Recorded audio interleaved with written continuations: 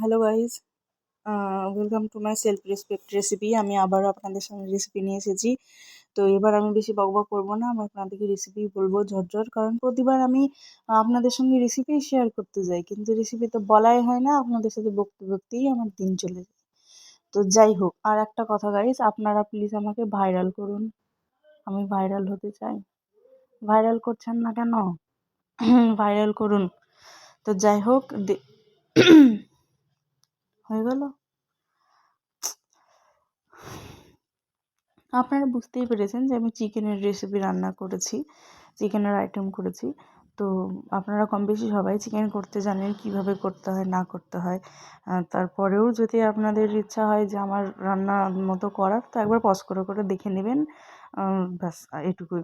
আর ভালো থাকবেন আপনারাও। যা ইচ্ছা তাই থাকবেন, আমার কি আপনাদের ইচ্ছা, ভালো থাকবেন।